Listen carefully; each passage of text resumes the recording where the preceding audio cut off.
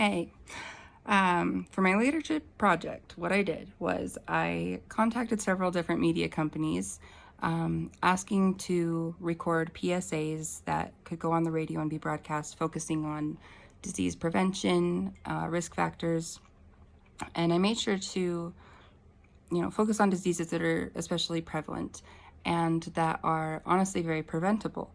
I think if people had better education, we could really decrease the prevalency of these diseases, and I think the radio is a great way to do that. I know it's kind of dying out, but I listen to the radio and it reaches a lot of people, and it's repetitive enough that I think it could be very helpful with education. And so I went that route. I ended up being able to do a podcast interview with one of the media stations. It was broadcast over the radio a few times, and now it has a permanent place in the podcast, in the episodes. And that podcast is called Lifestyle with Phoenix Cannon. And then with a different media group, they got back to me and wanted to do the PSAs.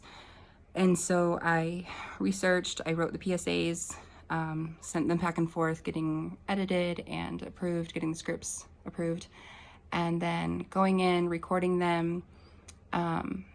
And while I was there, she said, I have to do another segment and, interview somebody, and I want to focus on one of these topics. Can we just do the interview now?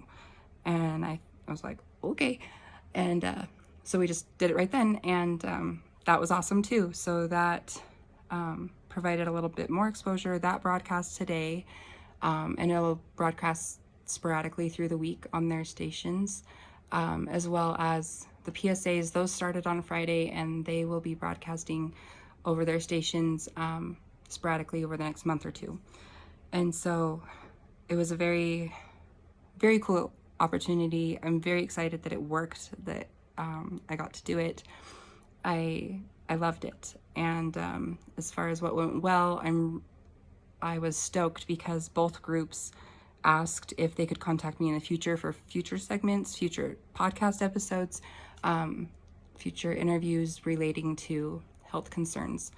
And so I think that's really exciting. I'm really hopeful that this can be a good way to continue educating the community. As far as what didn't go well, it took a long time for the media groups to get back to me in the first place, or to, find somebody who was willing to do it. I didn't think it would be that hard. And so what I would do differently, I would start sooner, because it made my project more stressful. As far as a teaching component, hey Siri, stop. Hey Siri, stop. I'm sorry. There's nothing to stop. Oh my gosh. Okay.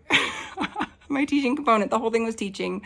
I mean, as far as like the point, like I really just wanted to educate the community in diseases and risk factors and prevention measures. And then the leadership skills I used, I would say I used a very honest and direct approach. I like to be as authentic as possible. I'm pretty transparent. And so, but I think that helps in leadership and relationships. And that's another component I think I used, is just building strong relationships, networking in the community, building those pathways so that we can achieve more as far as education goes. And then promoting the open sharing of information. I am a huge believer in that. I think we need to be more open. We need to really push for education in general. And then, like I said, I tried to focus on diseases that are pretty preventable. So we had I think just optimism in general is another leadership skill that I used. And my project was 6.5 hours.